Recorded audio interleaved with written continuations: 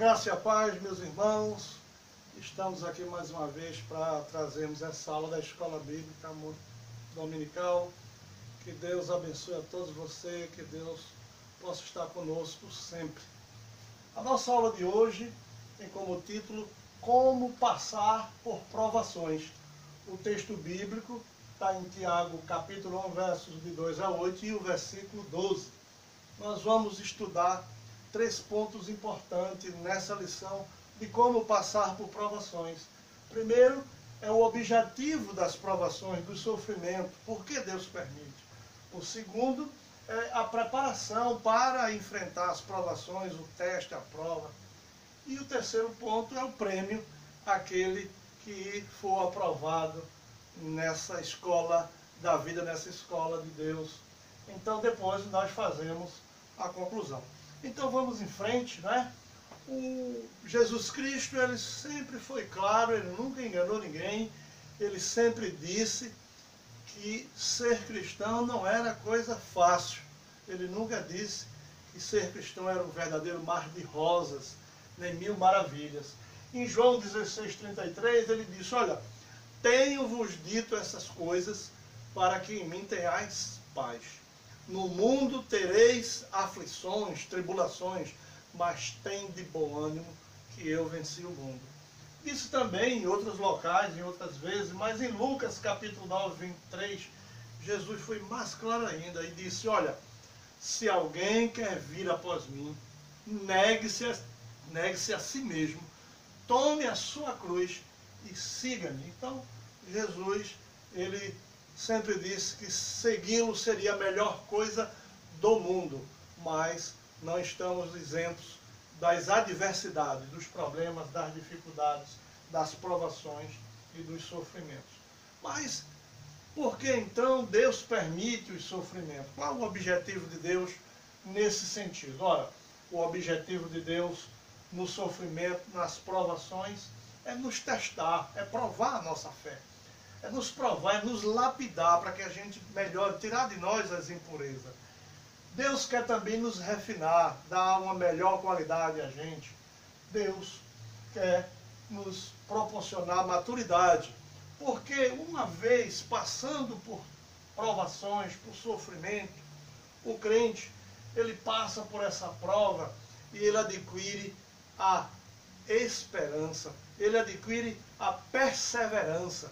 E a perseverança e a esperança produz um fruto que é chamado de maturidade. E um crente que alcança a maturidade é um crente aprovado, é um crente que tem uma visão mais ampla, né? É um crente que não enxerga a vida só do aqui e agora, mas enxerga a vida uma visão ampla, não só do aqui, mas também do eterno. Então, Deus permite que sejamos provados. O objetivo de Deus é nos provar para nos aprovar.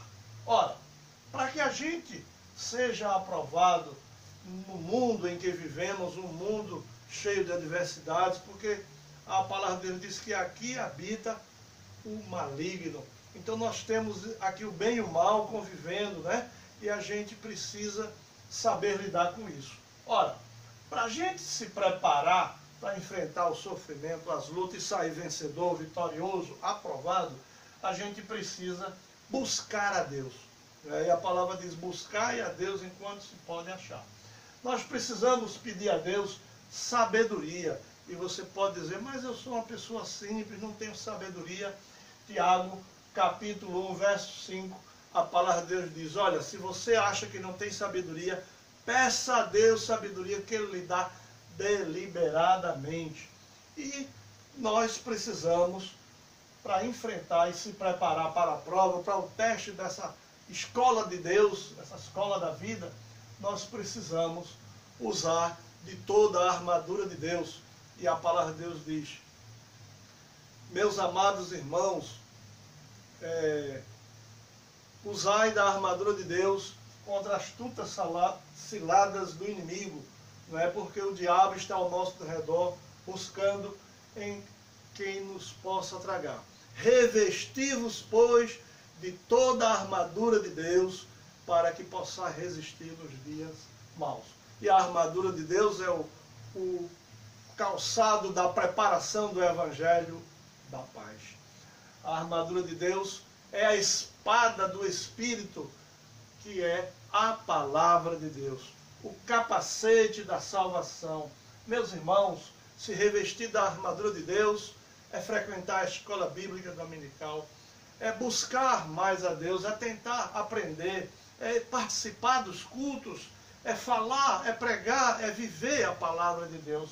E fazendo isso, nós estamos crescendo no reino de Deus, nos revestindo contra as astutas ciladas do diabo. E quem faz isso, quem enfrenta com luta e se prepara e se reveste da armadura de Deus e busca a Deus e pede a Deus sabedoria, a pessoa ela consegue chegar à vitória.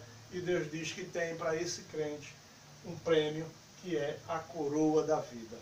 Em Apocalipse 2:20, o Senhor nos diz: ser fiel até a morte, e dar-te-ei a coroa da vida. Agora, em Tiago 1, versos 12, a palavra de Deus diz o seguinte, eu gostaria de ler com vocês, peguem suas Bíblias que estão em casa. Tiago 1,12 diz o seguinte: bem-aventurado o homem que suporta com perseverança a aprovação, porque depois de ter sido aprovado, receberá a coroa da vida, a qual o Senhor prometeu aos que o amam. E aí, meus irmãos, nós vamos para a conclusão, não é? A conclusão é: o crente que sofre, que toma sua cruz e segue a Jesus Cristo, enfrenta as dificuldades, os problemas, que combate, né? Que pede, que busca a sabedoria de Deus, se reveste de toda a armadura de Deus, ele será premiado com a coroa da vida e ele terá uma visão mais ampla. Ele tanto tenta juntar tesouros aqui, mas o foco maior é em juntar tesouro nos céus, porque lá a traça e o ferrugem não consome. Mas o crente não aprovado, o ser humano secular, distante de Deus, ele se preocupa com aqui e com agora. Já o crente aprovado, ele tem essa visão mais ampla de futuro. Então, ele sabe que primeiro vem as lutas para depois vir a vitória. Vai ter muita gente, inclusive crente, querendo primeiro receber o troféu para depois ir à luta. E não é assim. Primeiro as lutas, depois a vitória.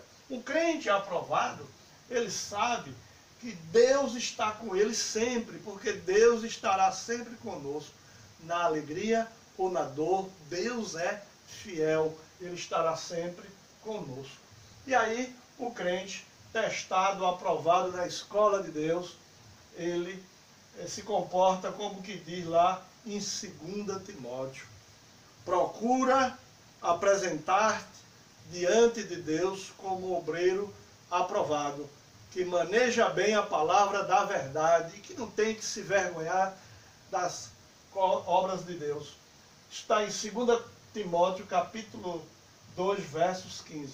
Assim nós temos a conclusão de como passar por provações, os objetivos do sofrimento, a preparação e o prêmio, que é a coroa da vida. Crente edificado na palavra do Senhor, crente com maturidade, crente aprovado. Eu trago aqui ao lado as segundas conclusões, né, trazendo para o contexto nosso de hoje. Nós temos o crente tolo e temos o crente sábio. O tolo é o tipo do crente murmurador e blasfemador. Murmurador, porque ele está sempre questionando a Deus, achando que Deus devia fazer assim, assado, e não concorda com isso, e está sempre querendo dar ordem a Deus, ele é meio questionador. Já o crente sábio, ele é fiel. Porque, gente, olha, sabedoria não significa diplomas, não. Diplomas é coisa boa, é saber secular. Mas você pode ter 10 diplomas, ser doutor, mas pode não ser um sábio, pode ser um tolo. E você pode ser uma simples pessoa que mal assina o nome, mas é uma pessoa sábia. Sabe por quê? Vocês vão entender agora. O crente tolo, ele é blasfemador e chegou um cidadão lá na igreja dizendo que era crente, falando Deus, mas depois ele disse, olha, Deus está no bem bom, Deus está numa boa lá no céu, não falta nada para ele lá, tudo ele tem, está numa boa, e eu aqui me ferrando. Veja que tipo de pensamento aquele cidadão, mas o ser humano é cada coisa que a gente vê, não é?